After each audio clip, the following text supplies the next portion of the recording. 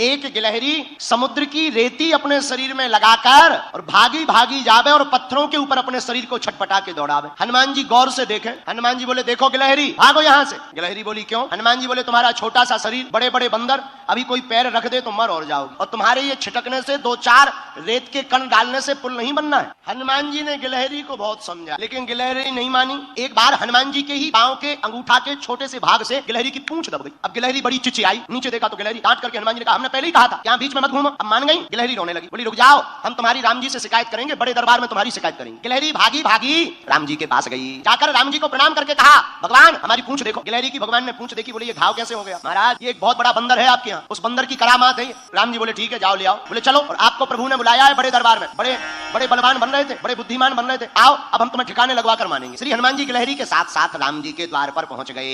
राम जी को प्रणाम किया, पर हनुमान जी ने गिलहरी से पूछा एक बात बताओ, तुम्हारे रेत के कण डालने से समुद्र का पुल बनना नहीं है, फिर भी तुम इतनी परेशान क्यों हो रही? राम जी बोले बात तो सही है, बताओ गिलहरी। गिलहरी हाथ दोनों जोड़कर बोली राम जी हमें पता है कि हमारे कारण से पुल नहीं बनना है, लेकिन इन बांदरों ने बंदरों ने आपकी इस सेना ने बड़े बड़े पत्थर ला करके पुल बना दिया। राम जी बड़े बड़े पत्थर लगे हैं, आपके चरण बड़े कोमल हैं, पत्थर हैं उबड़ खाबड़, रखोगे कहीं चोट लग जाए, आपके चरणों से खून बहने लगे, तो ये बनते तो बड़े बुद्धिमान है तुम्हारे हनुमान जी, पर इन्हें ज्ञान एक रत्ती का नहीं। हम छोटे जरूर हैं पर हमें ज्ञान ठीक ठाक। राम जी बोले क्या ज्ञान है? बोले ये तुम्हारे बड़े बड़े बंदर बड़ी बड़ी शिलाएं लगा रहे हैं, पर आपके चरण बड़े कोमल हैं, आप चलोगे तो कहीं पत्थर लग जाएगा, तो हम रेती जाकर के रेती उन पत्थरों की दरार में भरते हैं ताकि आपके चरणों में कोई चोट ना लग जाए। हनुमान जी को सुनकर आंखों से आंसू आ गए। अरे धन्य हो गिलहरी, आप धन्य हो, आपका भाव धन्य है। राम जी ने गिलहरी को अपनी हाथ में लिया, पूंछ के ऊपर हाथ रखा तो जो उसका दुख था, करुणावान करुणा निधान श्री रघुनाथ जी के हाथ रखते ही उस पूंछ का घाव ठीक हो गया और गिलहरी प्रसन्न हो गई। राम जी अपनी 3 अंगुलियां गिलहरी के ऊपर फिराए। जब राम जी ने अपनी 3 अंगुलियां गिलहरी के ऊपर फिराई, वही 3 अंगुल के निशान आज भी गिलहरी के ऊपर है।